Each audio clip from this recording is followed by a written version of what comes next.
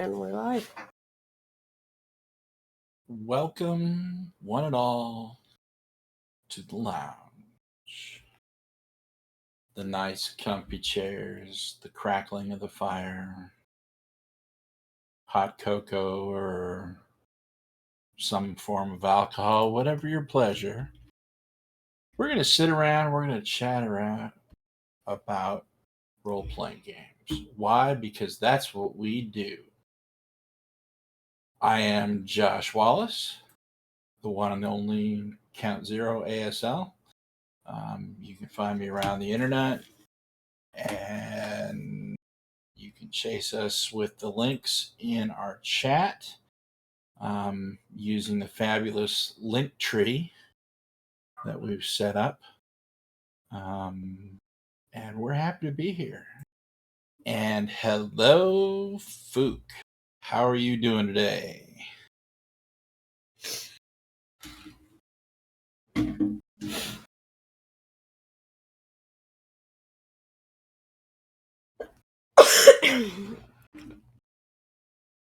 What? What do you mean, what? I'm here. I'm focused. I'm paying attention. I'm making sure shit's working this time. Fair enough. So we had some technical difficulties with the Invisible Sun stream earlier today. Video came through just fine. Audio, not so much. So we mimed for like 3 hours. And it was... It happens. Life happens. It's okay. We live, we learn, we move on. Well, it's one thing to live and learn and move on if we actually knew what the problem was. But there was no error. It was just the Mac forgot how to Mac. We'll recap it for this episode. It's no big deal. Not a big deal at all. So, today we are going to chat about role-playing games. What are we going to chat about? Well, I think today what we need to talk about is new gamers. What do you think? New gamers? Sure. Let's talk about new gamers. So for this episode, I think we could call it, or we could have called it, welcome new gamer to the role-playing game hobby. We're glad you're here. Here's why you should play the Cypher system. No, we're not doing that. But we're not going to do that. Just because we're Cypher System fans doesn't mean we need to make everybody play Cypher System. No, and there's reasons not to. So I think we need to cover that. But there's also reasons to. And I think we need to cover that as well. Only if it involves cookies. I don't have any cookies. I have cookies. Well, then it can involve cookies. Excellent. So, new role-playing games. You're brand new. You've never played role-playing games before. Some weirdo that you know comes up to you and says, hey, I've got this game. I want you to play with us. It's kind of like acting, except improv, and we throw funny little dice, and it's fun. You should join us. Why would you ever want to join this hobby?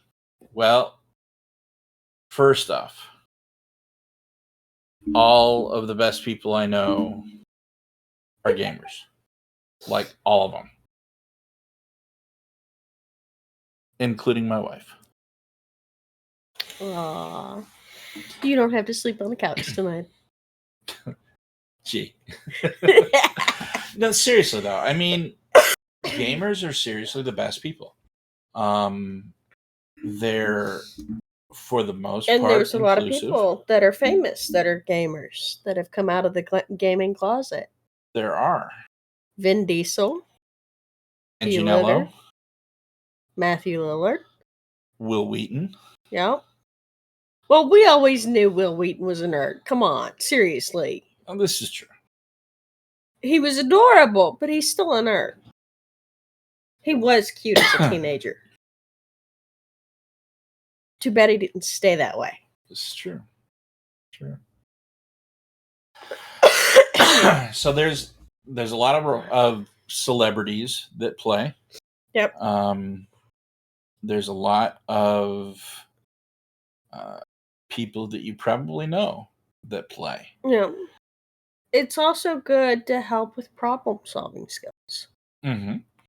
And yeah, like, figuring out how, if you need to actually talk or fight, and how to talk to people.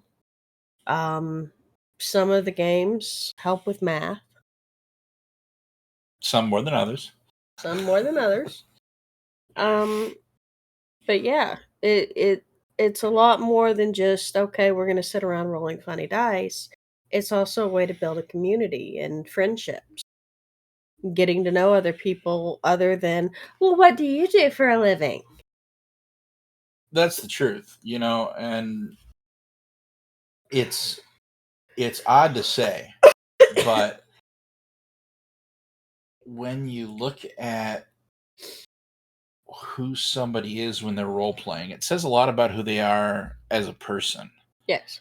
And it's kind of weird to be able to say that, right? Because when you're role playing, you're technically putting on almost a mask, right? And you're playing another character, you're acting out another character, but you're still putting yourself into that character. Yeah. And then there's also, the way you react to obstacles in your path. Like, let's be honest, somebody who's a murder hobo isn't necessarily a murder hobo in real life, because then they'd be in jail and arrested. But Welcome back, Fook.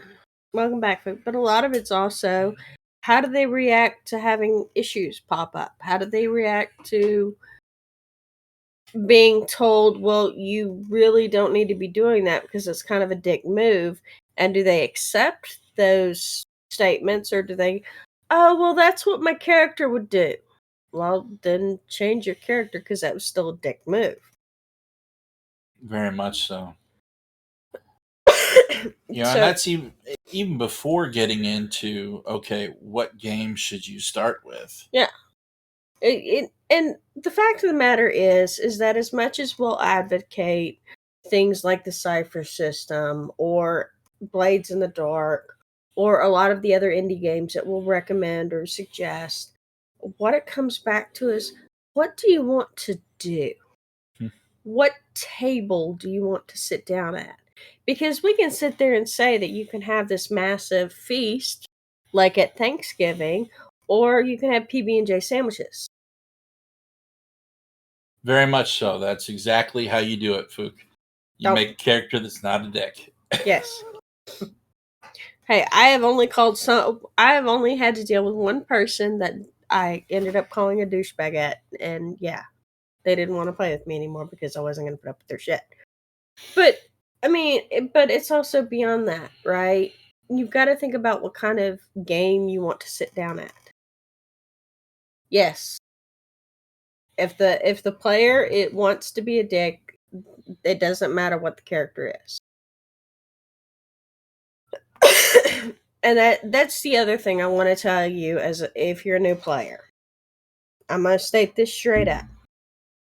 You will not find the perfect group every time.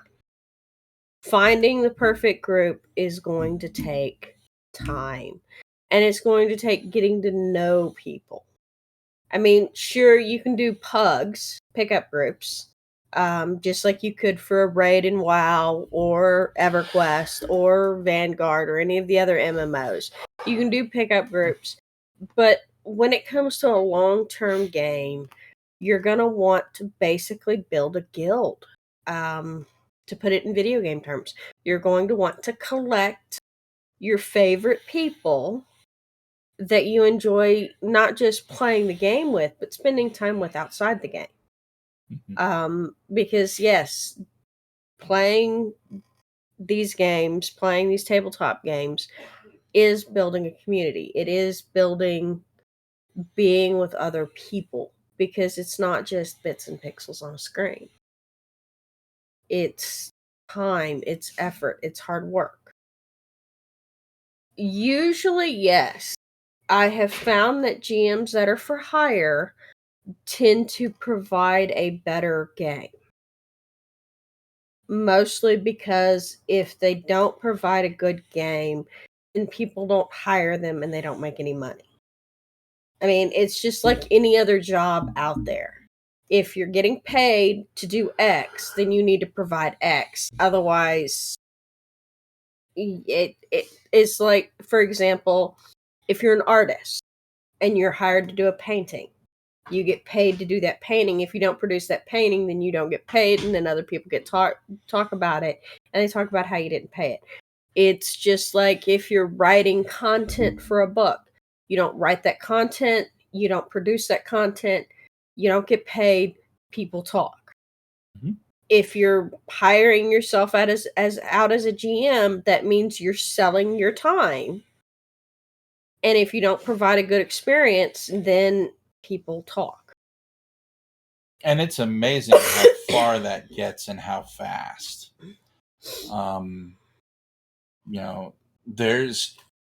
There is a very active community online that is willing to spread negative feedback rapidly. And if you are not providing a good service, if you're not providing good quality content, they will let other people know. So, see if that fixes my video problem. I'm like super blurry and I don't know why. There we go. That fixed it. Okay. hey, there you are. Yes, people want to say that it's not real and it doesn't exist, but the cancel culture is alive and well.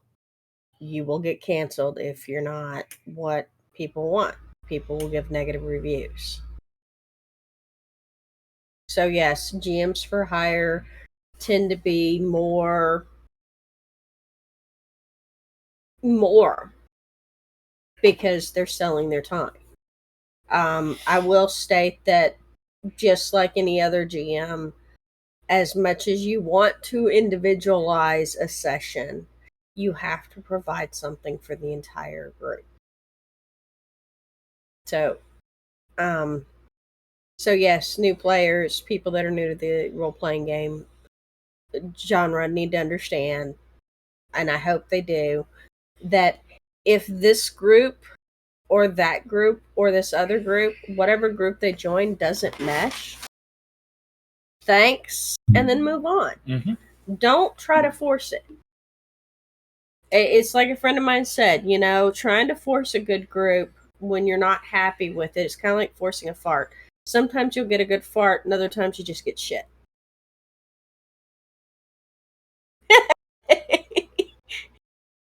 What? I hang out with weird people. Yes. Yes, that is from experience. You can try as hard as you want to make a good group, but sometimes your group isn't going to gel. It's not going to mesh. It's just not going to fit. Like, for example, Josh and I went through a lot of people when we first started playing Shadowrun because they didn't fit. Mm-hmm. We either had the rampant murder hobo get into all this shit and then get pissed because there's consequences, mm-hmm. or we had, people that thought that everything should be solved by talking, and it doesn't always work that way either. But that's all right. And it pairs with the game that you're using, right? So you have to pick the right group, and then you have to pick the right game for that group. So for Joanne and I, we're very much the narrative, we're very much the story, we're very much the character development, okay? And so hardcore tactical and miniatures gaming and minutia and tables and let's roll all the dice all the time really doesn't work for us. And so if we form a group and we sit down, and even if the group's people that we're really close friends with, but we're trying to push that kind of a game, it's still not going to work. It's got to be something that we enjoy playing too.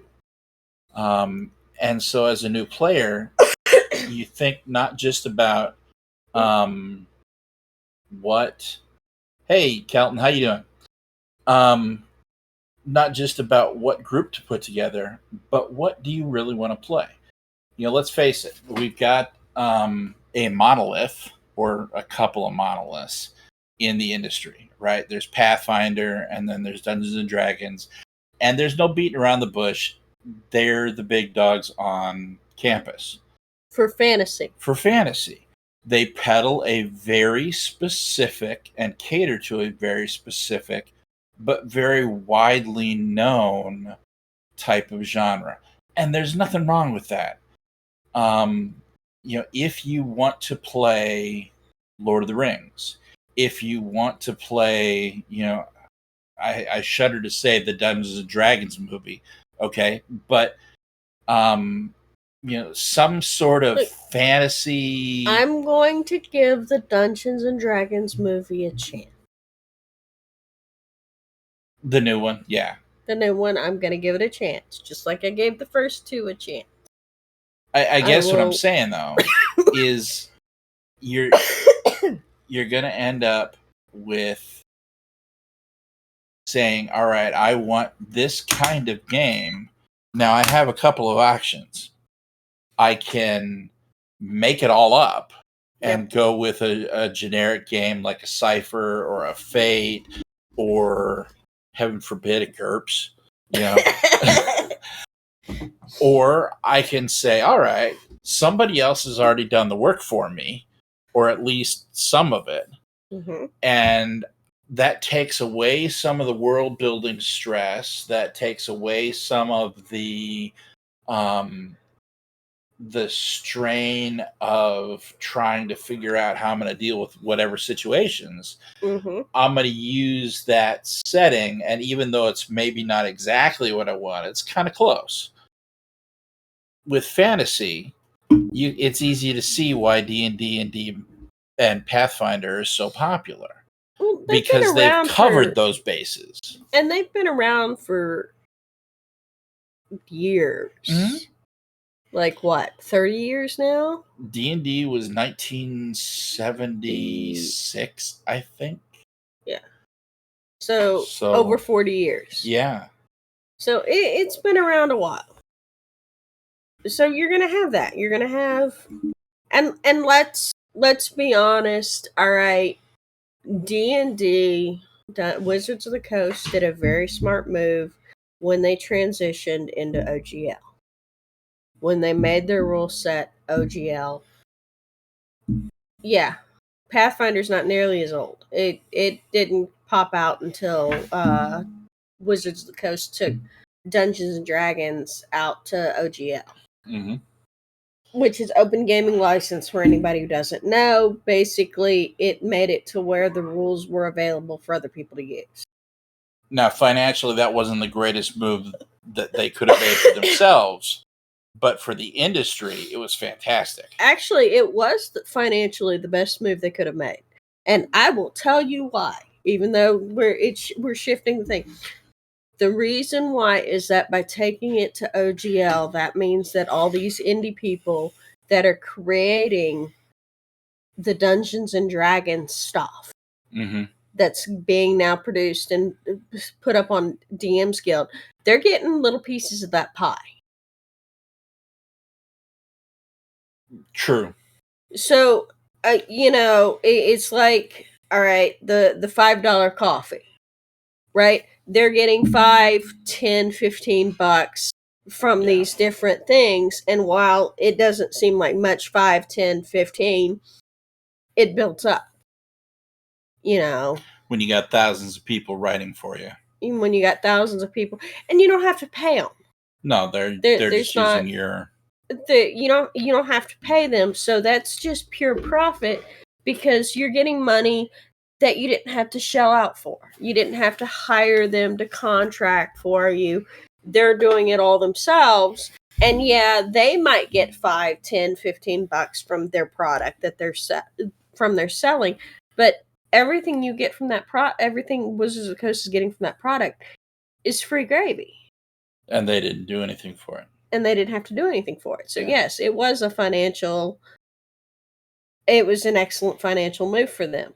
Because not only did they start getting money, is that after the fiasco that was 4th edition, oh my god, that was so bad. They managed to start recouping a lot of that loss. Well, and their fans, or at least a chunk, came back when they re-released to 5th edition. Yeah, a lot of people didn't come back when they released 5th edition until they had opened it up to OGL, because then it made it possible for their independent worlds to be brought to life, for them to sell their independent worlds. Whereas previously, their last independent world was Eberron, which was chaos. But anyways, back to what we were saying. Back to what we're saying. There are, as new players, pre-made options for new players of all different stripes. We can say, something like a Dungeons and Dragons or a Pathfinder of X level of complexity. Mm-hmm. And then there's things that are specific, like Blades in the Dark or Scum and Villainy, that are at something like X minus Y level of complexity. Yeah. And then there's things like Palladium that are specific at X plus Y levels of complexity. And it runs the range. And if you want something that's already built, it's out there. Yep. I mean, even Cypher System, right? Montecook Games, they've got Numenera. Mm-hmm. It's built. It's ready to go. You don't have to do anything, and it's not super high on the complexity of the strange, Gods of the Fall, Predation.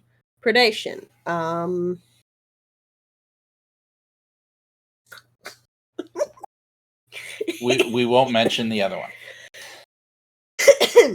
But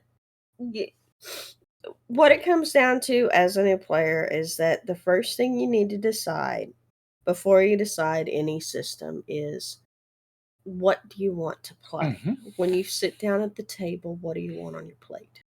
Do you want to be able to just sit down and bullshit with friends and chit chat? Well, that's, Cypher System, right? Sure, there's some rules for it and there's some complexity, but it's not as complex and doesn't involve as much math as... Oh no, I'm not saying Eberron isn't awesome. It's just chaos. But and the fact that the dude was working on it for like 20 years. Right? It was 20 years and he won the contest to have Eberron published as an official D&D setting. And I've got mad respect for the dude from that. But Eberron itself was chaos. And yeah, Palladium, there are books.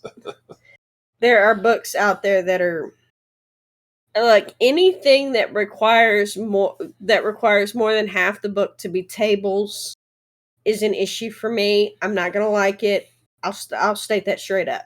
If over half the book is tables that I have to roll on, fuck it. I'm not. No. Okay? That was one of my biggest issues with Traveler is if you look at Traveler from character creation, starting at character creation, you're rolling on tables. And you can die during character creation. So you have this concept for this really great character, and you start building this character in Traveler, and then boop, you're dead. And yes, I had a character do it. I was pissed. I said, I'm negating that roll. I don't care. You can kiss my butt. That was kind of amusing. I was hot. But Traveler is really awesome. It's a good game. I enjoyed playing it. It's just a little more complex than what I enjoy right now. If you want a Traveler light, Scum and Villainy is kind of awesome. Scum and Villainy is good. Stars Without Number is good. Yep. So, all those are very much viable options. Right. And the next thing I want to mention for new players, if you're in a group and you want to be silly and y'all are just sitting down to have fun, yes, you might get teased a little bit, but it should never, ever, ever get into the hurtful nastiness. Teasing, yes. Hurtful nastiness, no. Like, I tease Josh about some of the stuff that's happened, but it's not. Okay, maybe not.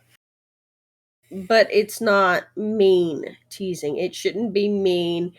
It shouldn't be teasing that's an actual attack on you or anything you do. It can be teasing about something that your character did. Like, for example, we were doing Invisible Sun the other day, and I had forgotten what the police people looked like. So my character went charging after them. And yeah, I got teased about my character getting charged after that. I teased because my character went charging after them, but I wasn't mistreated. And I was told that was really good. And it's like, yeah, well, it kind of happened because I forgot who those fuckers were. Well, and the funny thing is that her character wouldn't have known anyway. Yeah. But alternatively, it shouldn't be, oh my God, you're a terrible player. Oh my God, I hate you. Oh my God. Shouldn't be any of that. And it's okay if you don't know all the rules. I promise. You're going to forget rules. I forget rules. I've been doing this for a really long fucking time. I forget rules. I am running a live stream of Invisible Sun. I don't know all the rules. Okay. So if you want to watch some guy make a fool of himself when he runs a game, please join us every other Sunday, 3 to 6. You can watch me screw it up. He doesn't really screw it up. I do too. Bullshit. So, and I wanted to make it clear that if there's teasing, it should be in good fun. You should be laughing about it. If it's not in good fun, yes. If it's not in good fun and it's hurtful, and you tell them that it's hurtful, and then they still continue, ditch the group and find another one. I promise there are lots of groups out there. There's lots of groups for new players. There's lots of groups for new GMs. It's this industry, this time this grouping should be people having fun together and enjoying themselves together. And if it's not, then find a different group. Absolutely. You'll find them. They exist. They're out there, I promise. It might take time because real world is also a concern. Because you're going to have, scheduling conflicts and times that you can be available and times that you're not available, but you can find people to play with. So don't be afraid to be, this group's not for me. Well, and you know, the bigger you make that circle, the more opportunity that you have, right? So, I have a couple of other players that I have in the past run Star Wars for, and because of life circumstances right now, Mm-hmm. I can't run Star Wars when they can play. And I'm kind of broken up about that because I enjoyed playing with them. Yep. You And know, we're going to be able to come back to it but at some point. At some point. But that doesn't mean that they're not part of our group anymore, right? So we've got a cast now for Invisible Sun on Sunday. Mm-hmm. I'm going to go out on a limb and I'm going to suggest that at the end of the day, when we're all said and done with this particular Invisible Sun campaign, Mm-hmm. I'll still game with Kelton and Jeff doing something else at some point. Maybe separately, maybe together, you know, whatever. Yeah. But they've become part of our group. There are others out there that have become part of our group. That Navi and Drake is another one. Mm-hmm. To take their name in vain since they're not here. Yeah. You know, I'd game with Jay again. I'd game with, you know, there's a lot of people. Mm-hmm. Brian, Anthony, mm-hmm. you know, but it's what's the right schedule, what's the right game, what's the right time, what's the right group. And the more people you park in that group, hey, thanks, Kevin. The more people you park in that group, the bigger chance you've got of having people to play with when you want them. And there's a couple of people that we've only played one shots with that I would happily play with again. Zach, Asmo, Liza. I mean, if you check out the Manapod Happy Hour, most of the people that we played with there, we would happily play with again. Frankly, Fesnerax, Kelton is... That's where we met him. That's where we met him. And that's part of why he got invited, is because he was fun to play with. And it's like, let's see if he wants to play Invisible Sun. So that's another key, is just build your pool. Keep constantly working at building your pool of people. And it'll end up not just being a pool of people to play RPGs with. It'll end up being a pool of people you're friends with. Yep.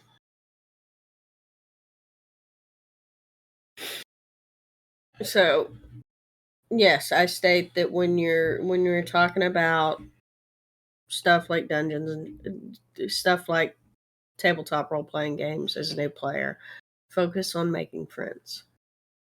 You'll find your playmates with the friends that you make. Absolutely, you can. Sure, why not? Absolutely, Fuku. I'm friends with the guy that well, I was hired to be his DM, and I could still probably go back and do that. I just don't want to. But I was hired to be his DM, and we're still friends, and I still talk to him on occasion. Yeah, but you're a customer, but it's also just like when you're hiring an artist or an editor. You can be friends even if you're given, even if there's as more than just a transactional exchange. It won't be the same friendship as, say, what you and I have, because there is that transactional exchange, but just because there's a financial expectation there doesn't mean that there can't also be a friendship that's not predated on, or predicated, I should say, on that financial transaction. And I'll be honest, I won't hire somebody to be GM for me. I won't pay for somebody to be GM for me unless they're my friend to begin with. For the simple fact that if they're my friend, then I can trust them. Because I've seen a lot of people that hire a GM and then they end up losing their money because the GM doesn't provide what they promised. Mm-hmm. Very much so. So let's see. We've talked about groups. We've talked about games. We've talked about restricted versus non-restricted, pre-gen versus not pre-gen. Wait, hold up. You're a GM for not so much anymore. I used to be. I am not anymore. I probably could be, but that's an awful lot of work. And to be honest, I've had a lot of people that I was a GM for hire for them, and they kind of soured me on the experience because they felt that they deserved better equipment than what the adventure offered. For example, to speak of specific, I was hired to run an evil version of Kingmaker. I don't know if you're familiar with that, but it's it's Pathfinder, produced by Paizo. It was Pathfinder's Kingmaker. They wanted me to run it, but they wanted me to run it as an evil version, which was fine, right? Because I've got no problem running an evil campaign if I'm notified ahead of time. And they got upset because I was following what the Kingmaker said for loot.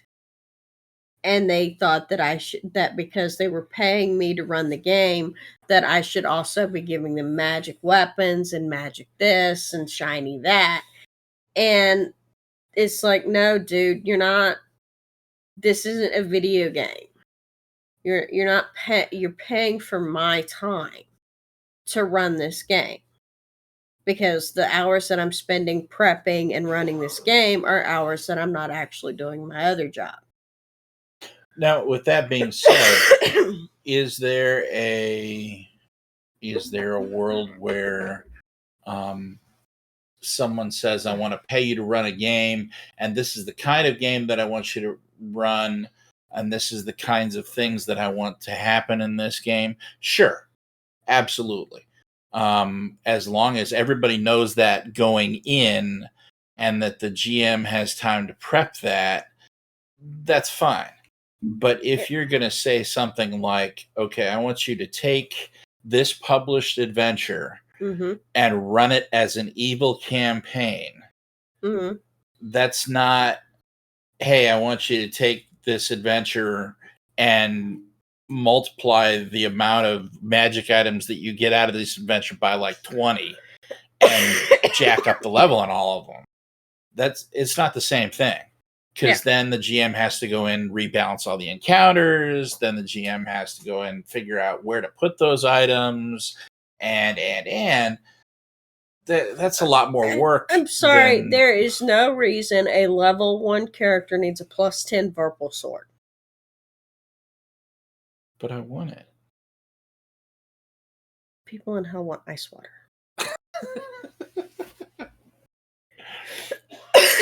But yes, Luke, I used to be a GM for hire.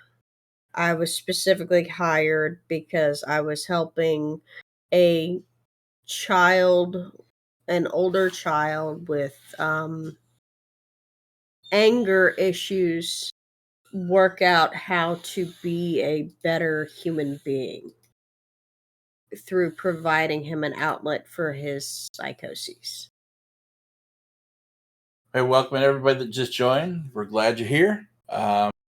Feel free to drop questions in chat. We're taking all questions and talking RPGs. Yep. So, all right. So we talked about Dungeons and Dragons. Let's be honest. right? So Dungeons and Dragons is ancient. It's over 40.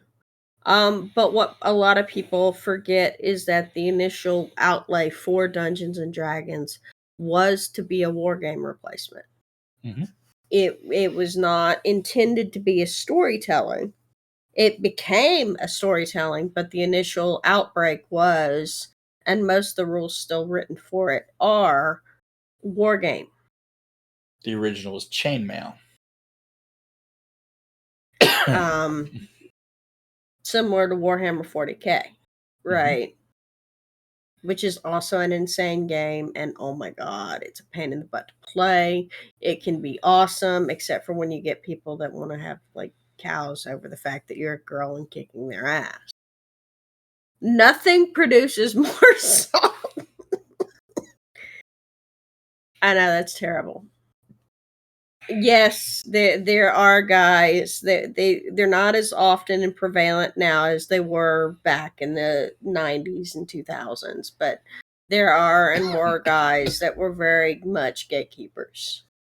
They're not as bad now. They're still, some of them are still pretty bad and need swift kicks in the ass, but they're not as bad now. So yes, be aware of your group. Be aware of the kind of group you're getting into. And what kind of game you want to sit down at your table. And I'm gonna say that a lot because I feel that that's a very important statement that a lot of people forget. What game do you want to sit down at? Do you want to sit down and fantasy and be sword and sorcery and running around with... Yes, I have. I have not as bad. But yes, I have. I have run into female gatekeepers, but they're different. The ones that I've run into. So you've got males that are very much ooh, I'm a dude and this is my game. And then you run into females that are not so much, oh, I'm a chick and this is my game, but how dare you join me and take attention from me? It's not fair. I'm the only female. I get all the attention. Yes, there have been those. They don't really care about the game itself. What they care about is the fact that they get all the attention from the dudes. Right? And there have been a couple that have been, well, you don't play right. But it's been, yeah. Very much so. There are some girls, they started playing because their significant other played, that continued playing even after they were no longer with that significant other because they enjoyed that attention. Mm-hmm. Because if we're honest, and I've made it fairly clear that Angel Citadel is very honest to the point of, being blunt, but boobs and ass, right? If a girl, you see it at Comic-Cons, you see it at conventions, you see it in gaming, you see it, especially in video gaming, a girl walking into it gets attention.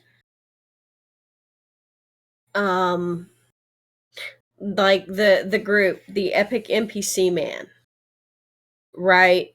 They did a YouTube video about girls in video games. And basically it was like, hey, I could really use some help. I'm just a little girl. And so she suddenly had all these guys giving her stuff. And that happens a lot. And then you get girls that get upset because they don't want to compete with other girls for that attention. Even if there is no real competition, because quite frankly, if I sit down at the table, I'm there to fucking play the game. I don't care about the dude unless he's not wearing deodorant, and then that's a different problem. Right?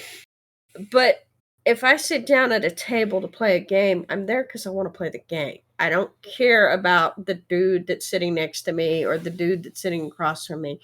unless they start doing stuff that makes me uncomfortable.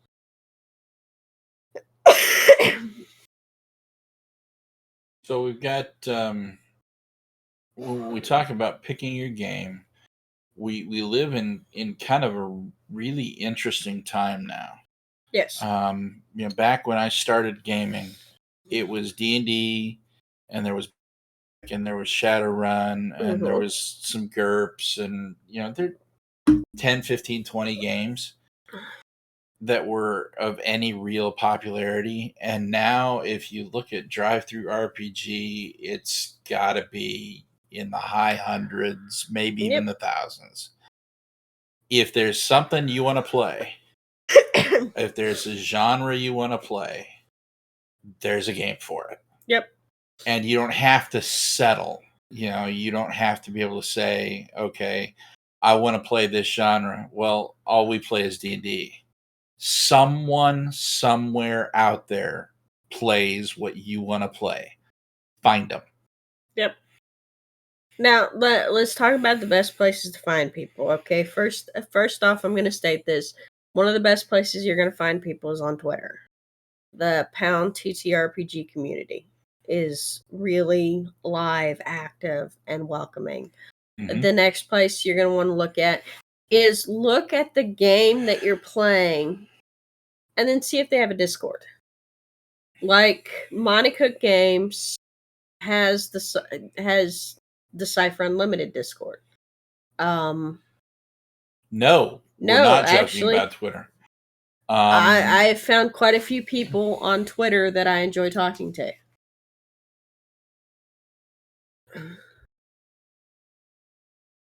Yeah, the Pound TTRPG.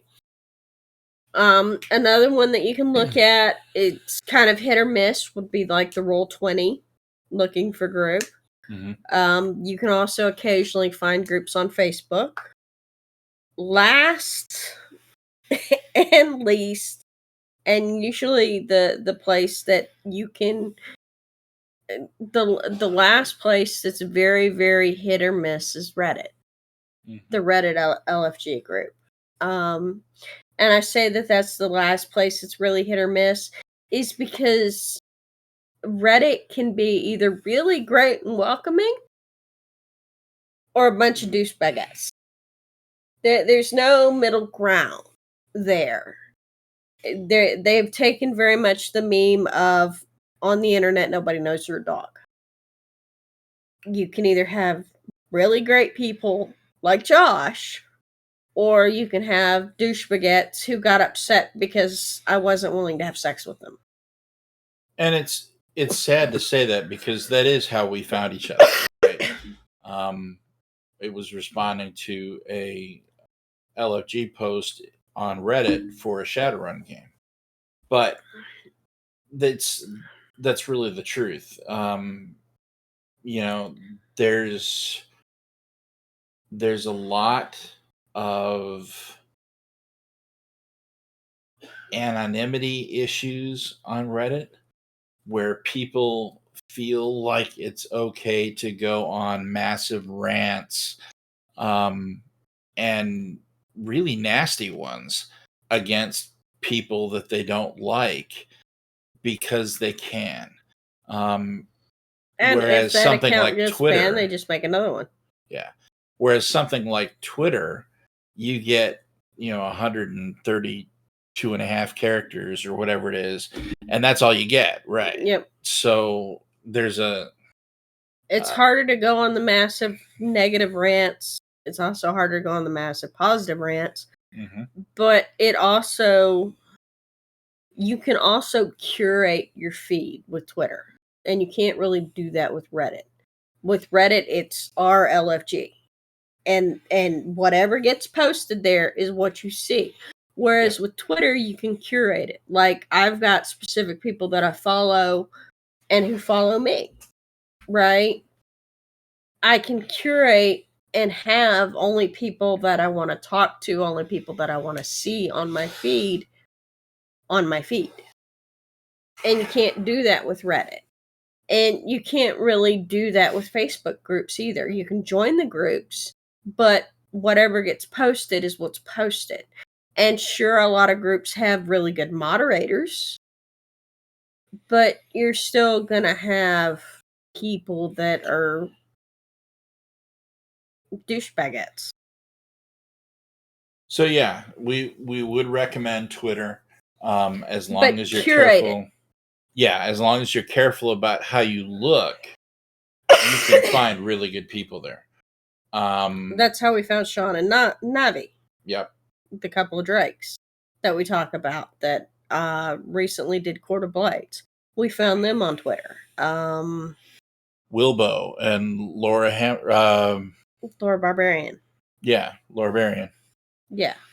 So you can find good people on Twitter. You just got to curate it. And don't waste your time following famous people on Twitter. Most of the time, they don't care. 60-40% chance that it's not even actually them and just some agent that's mouthpiecing for them. Yeah. But you can also find really good people.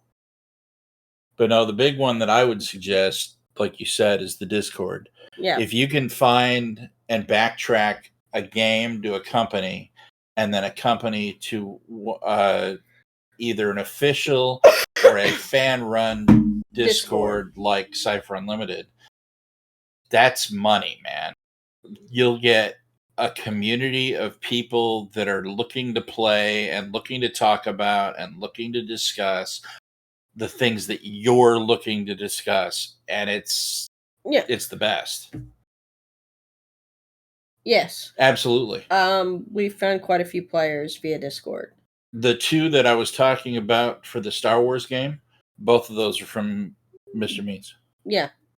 And I used to run a game during the day for some Europeans, and I found those guys on the CU, the Cypher Unlimited server. So yes, you can find groups. Like, I'll talk about MCG. There's Manapot.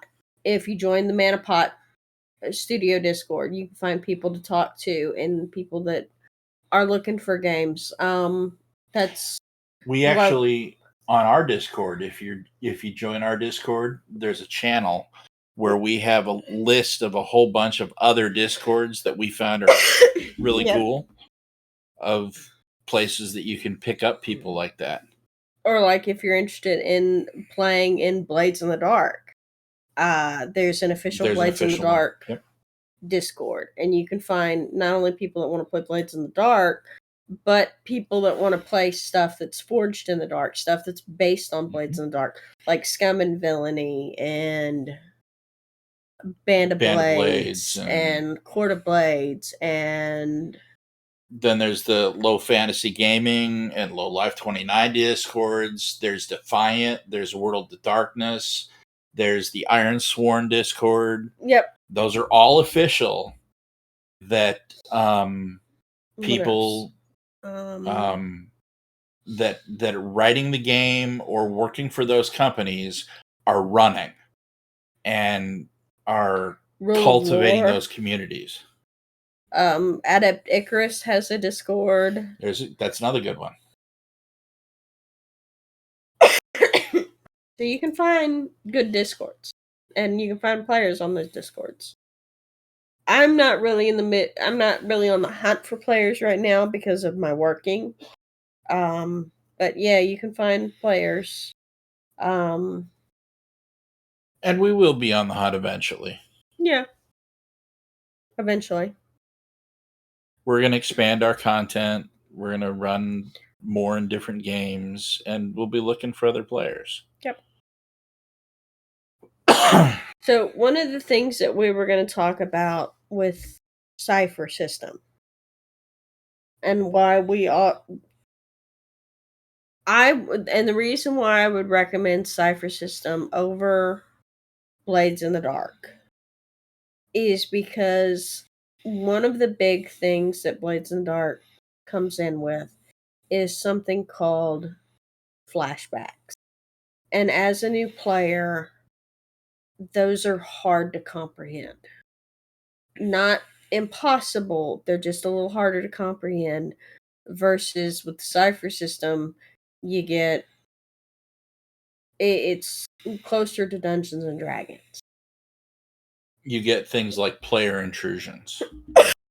So both flashbacks and things like Cypher's player intrusions allow players a really great latitude in how they affect the narrative of the game on a sweeping scale. With that being said, the player intrusion is spent in the moment on that moment. Yes. The flashback is spent in the moment on something that already happened. And sometimes thinking about that is difficult, a little bit complicated. Not that it's a bad mechanic, it's a fantastic one. Not that it makes for bad storytelling, because it doesn't. But it's a mechanic that typically takes people time to understand. Mm-hmm. Not just what it is, but how to use it. Player intrusions, on the other hand, are things that you buy with experience, right? And you also have examples of player intrusions. The other thing is that Blades in the Dark is very specific. It's very focused on what the fuck's that town? Duskfall. Duskfall. It's very Duskfall. It's very focused on that scenario, that setting. Whereas with the Cypher system, if you move away from Numenera and do just the generic Cypher system, you can have any type of setting and slot it in easily without any difficulties. Cypher system also comes with really handy toolkits to expand. So if you're a new player, but you enjoy the world building and the storytelling aspect, then yes, Cypher system is more for you than Blades in the Dark. Now, that being said, if you really decide that you want to do game design, right, you can take the Blades in the Dark system and hack it to where you can create your own setting with that mechanic behind it, because it's an open system. Very much the way like Dungeons and Dragons is. It's released under Creative Commons. Creative Commons 3, yep. Whereas Cypher system is released under the fan use policy. And you'd have to go to the Monica website to look at that. So, yeah. Yes, Numenera is Cypher system. The difference between Numenera and the generic Cypher system is that Numenera is specific. It's a specific setting. It's called the Ninth World. So, Numenera was the very first game that Monte Cook Games ever did. Mm-hmm. It worked so well that they decided they wanted to take the rule system from it and make the rule system generic. That's what became the Cypher system. Yep. Then they revised the Numenera rules from first edition to the new Discovery and Destiny pair. And when they did that, they took that revision of the rules and made it Cypher System 2nd edition as well. Yeah. And did that revision at the same time. So yes, Numenera is basically the Cypher system. It's just specific to a setting. The setting's called the Ninth World. Yes, it is. Think of basically it's. How do you want to describe Numenera? Numenera is like what it would be like if you took a caveman and gave him a cell phone. Yes. And said, all right, go have fun with this. The guy might be able to figure out how to turn it on. And it would be really awesome if it could make it like a flashlight, because most cell phones can do that now. But the fact that this thing can make phone calls and do powerful internet searches and apps and stuff, he's not likely to figure all that out. In Numenera, the people that are in the world now are, while not cavemen, similar to that caveman. It's the ninth world. 8 civilizations have previously risen and fallen, and it's like 1 billion years into the future.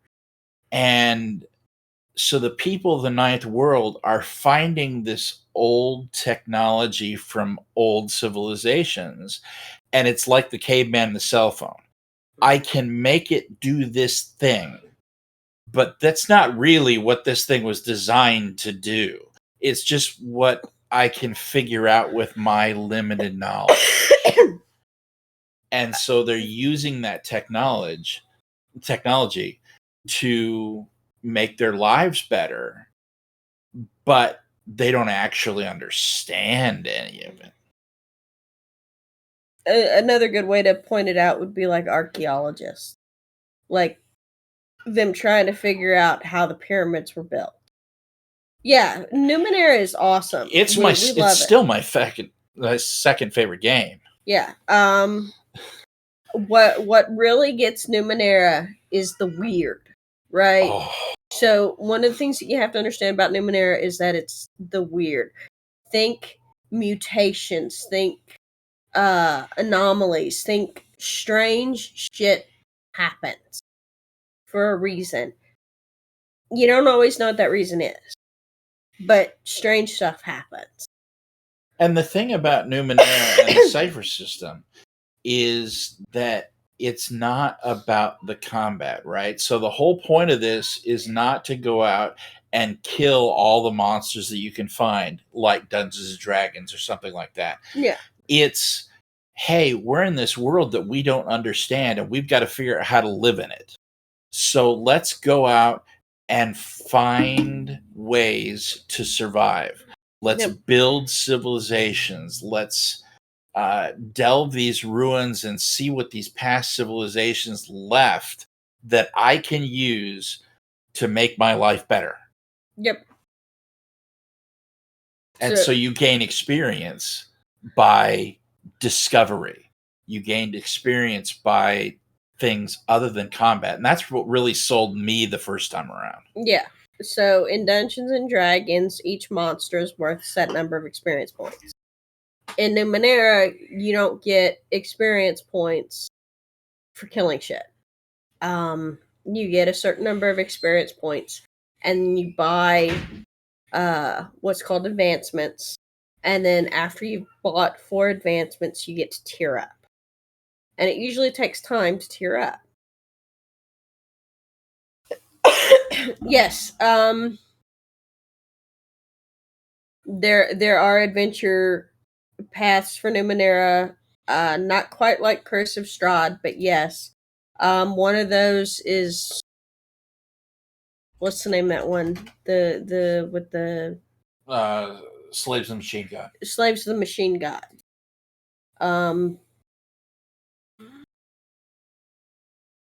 Is an excellent adventure. Jade Colossus has adventures. But what makes Jade Colossus really awesome is the fact that it's a rune building toolbox. Mm-hmm. It's not just, oh, well, here's the ruin.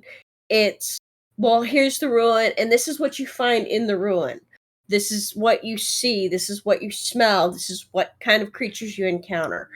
Like, for example, I ended up building a ruin that had dripping blue ooze that smelled of chocolate, while strange spider-like creatures skittered around building fine filament webs that were electrified. Mm-hmm. So that humble bundle that I recommend, by the way, for those of you listening, Numenera is on the humble bundle right now, and you can get 28 books for $15. You cannot beat this deal. It's fantastic. Other published adventures in that bundle: The Skein of the Blackthorn Bride, The Hideous Game, Vortex. I've run. That's a fantastic one. Yep. The Devil's Spine is an actual campaign. It was the very first one. Let's see here. What else they got? Weird Discoveries. Ooh, that's another. So Weird Discoveries is 10 mini adventures. And the mini adventures are designed to be very adaptable and very, how do I put this? Yeah. Very player led. Okay. So they're short. They you can drop them in pretty much anywhere in the ninth world, and it's just they're fantastic. There's a second book as well. I'd recommend getting it, but it's not part of the bundle. Yeah. All of this is second edition compatible, but it's also first edition compatible. So there's not the main difference between first and second edition is that they expanded on the crafting rules by quite a bit, and they shifted the armor rules. But you can play first or second edition fairly easy with all of these. Torment, Tides of Numenera, the Explorer's Guide. So what you need to understand about that one is the fact that it is based on the video game. The Torment Tides of Numenera video game that you can buy on Steam. Which Josh enjoys. I'm kind of meh.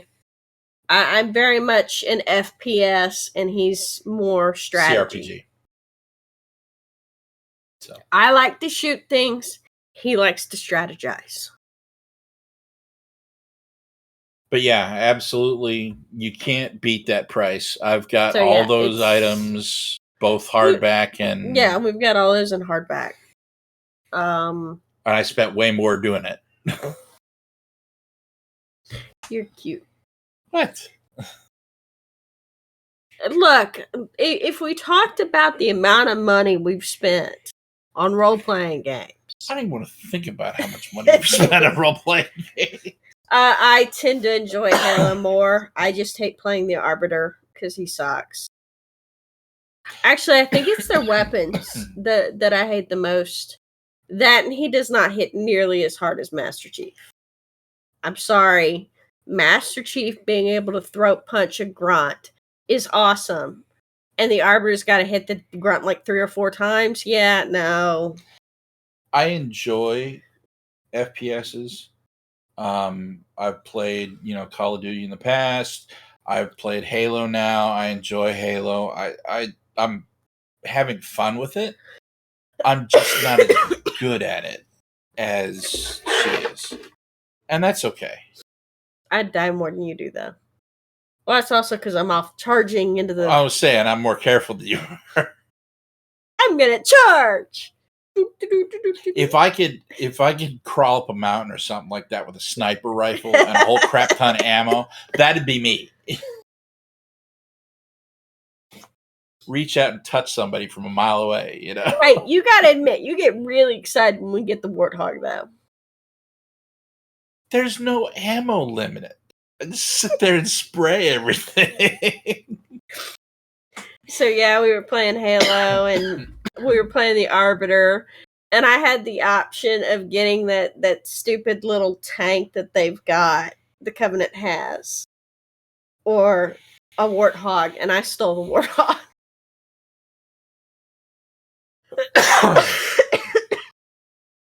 Because, yeah. But yeah, Fook, if I were to give you a recommendation about buying stuff, yeah, Humble Bundle, man. Watch Humble Bundle, sign up for their notifications. Shoot. There is no way to beat the prices on the PDFs there.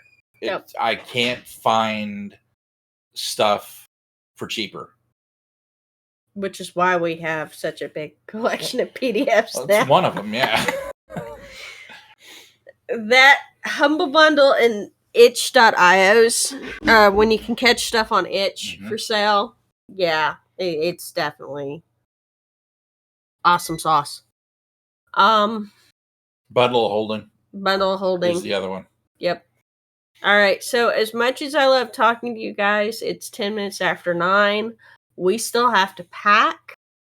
So come on, at least I'm going to Kentucky with you this time. Yeah, I know. So yeah, Josh hate has a packing. job interview in Kentucky on Tuesday. So we're leaving out tomorrow to drive there, and then we'll be driving back Wednesday. So very exciting stuff. Thank you. Well, I'm gonna enjoy it because I'm gonna get to get away from the whole herd and sleep and Owensboro, Kentucky.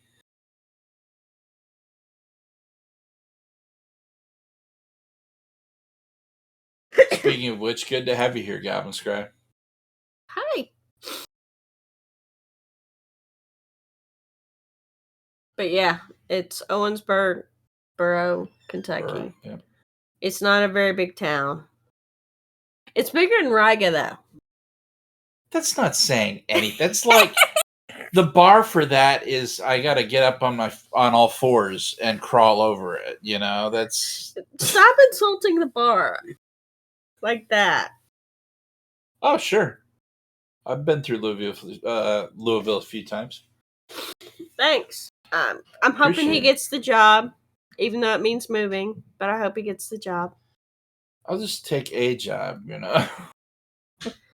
Yeah, the town that we're living in is Riga, Michigan, and we have 1,000, 1,500 people, if that. If that. Yeah, it's we moved here, and there was a post when we moved here. There was a post office, 3 churches, and a tavern. And now there's a post office and 3 churches. The tavern went under because of COVID. Because most of their money was made from people coming in to drink, and when COVID happened, they couldn't get people in to drink. So,